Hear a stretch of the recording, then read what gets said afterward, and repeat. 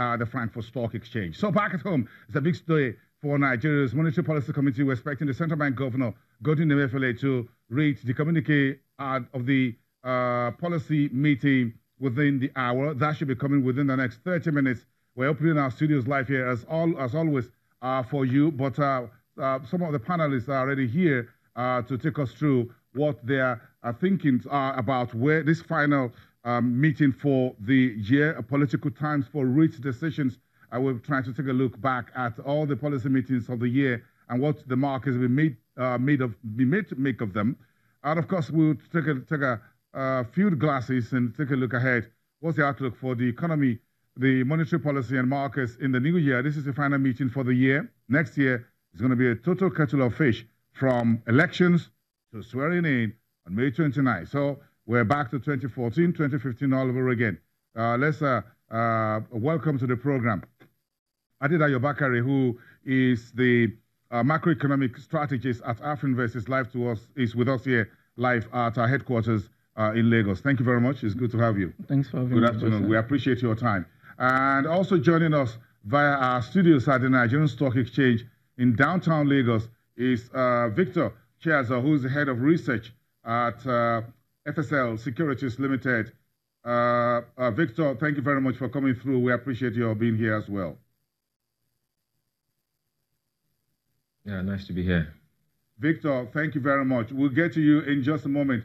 Adedayo, let's start with you and try to open up this discussion on the side of the macro economy and what we've seen so far in 2018. So my first point is, we look at the markets and the fast facts for 2018. We've seen inflation at the level where we've seen the GDP for second quarter. We don't have third quarter yet, and then fourth quarter will be sometime next year. Then we've seen Purchasing Managers Index this year. We've seen a bit of economic data, capital importation, and all of that. What does that all make of the monetary policy road that we've traveled so far this year, and we're now at the end of the year?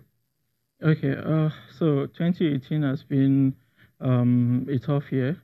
So even for monetary policy making, because at the start of the year, usually the first meeting should have held, in January 2018, and the rift between, the presidency and the legislature meant that they wouldn't, approve the appointments of the CBN.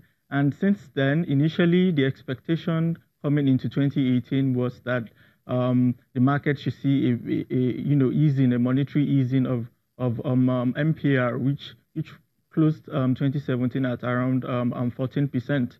So we've had 14% since the meeting in July 2016, and the expectation was in 2018 was that as we see a higher pace of disinflation, then the CBN and the Monetary Policy Committee should have more room to relax MPR. But what we've seen so far in the earliest meetings of the year, that is in Q1 and Q2, was that although we saw a very a rapid moderation in inflation, which decelerated to about 11.1%. Policy members were more, they were expecting a faster deceleration in inflation.